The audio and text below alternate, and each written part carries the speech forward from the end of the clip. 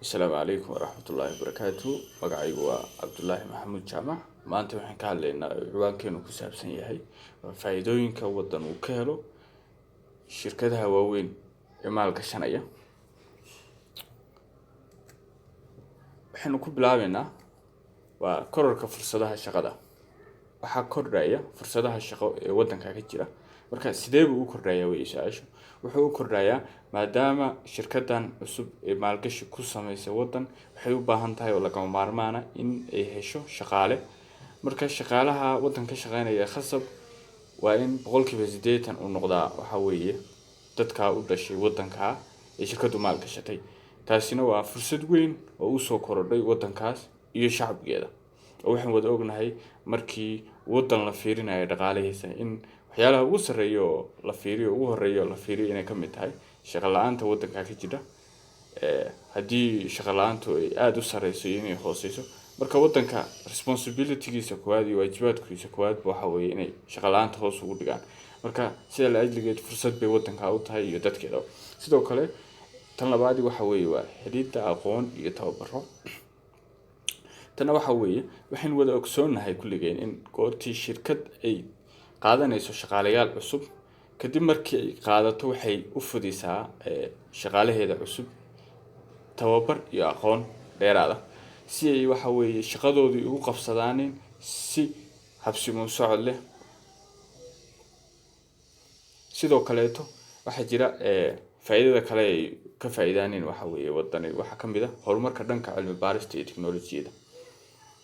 wadanada waxaan wada ognahay shirkadahan multinational corporation kala dhaho markii wadan maal gashtaaneen in ay sameeyaan macaahid cilmi baarista oo ku saabsan waxa weeye haddii aan lahayd wadanka iyo haddii aan lahaydba productigooda iyo waxyaalaha service-kooda ay qabanayaan iyo tiknoolajiyada marka shirkadahan waa shirkadaha waaweynka wax kamid ah in shirkadahaas la fahanaan horta bal fiirinayna ba fiican ka waxa kamid ah shirkadan weyn oo la dhaho Microsoft-ga Apple-ka Ford Coca-Cola marka shirkadahaas waaweynka waa multinational corporation waa shirkad wadan laga leeyahay shirkadaas wadanka laga leeyahay waxay ka shaqeysaa wadano badan bay ka shaqeysaa ka hawlgashay sidoo kale kor u kaca cashuuraha wadankaas wuxuu faa'iido kaga qabaa shirkadaha waaweyn waxa kamid ah in cashuuraha wadankaas kor u kaco sidoo uu kacaya marka wuxuu kacayaa number 1 shirkadda nafkeeda wuxuu ka helayaa wadanku cashuur toos ah direct taxation buu ka helayaa wadanku shirkadda sidoo kale wuxuu cashuur ka helayaa dadka u shaqeynaya ilaa 20,000 oo qof oo muwaadiniinta u shaqeynaya ama ajnabiga u shaqeynaya wadanka buu wadanku cashuur ka helayaa waxaan ognahay waxa weeye halkan Soomaaliya laga ma isticmaalay wadanada caalamka goortaad shaqeyso oo biilkaaga ku soo dhaco inaad waxa weeye aad cashuurtii iska bixisaa dawladdu ku lahayd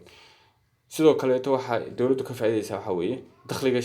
shacabka dawladdaas baa siyaadaya si uu siyaadaya marka wuxuu siyaadayaa number 1 horta waxa weeye maadaama awalka hore dadku shaqo la'aan ahaayeen hadda si shaqo heleen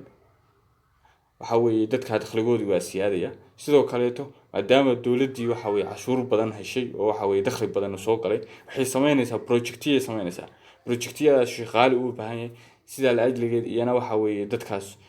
ka shaqeynaya projectiyada ay dawladdu bixinaysay iyana nafkooda waxa weeye waxay ka helayaan income badan bay ka helayaan sidaas income-kooda ku siyaaday sidoo kale hagaajinta kaabayaasha dhaqaalaha waxa weeye waa fursad kale oo wadanka waxa weeye uu ka faa'iideeyo shirkadaha waaweyn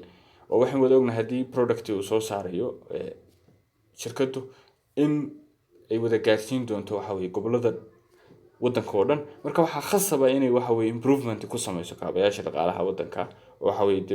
dayactir oo kale u sameyso sida elaborada oo kale dekedaha wadooyinka iyo isgaarsiinta oo kale sidoo kale waxa faa'iido ugu jira wadanka uu ka faa'iideeyo waxa weeye waa kororka doorashada macaamilka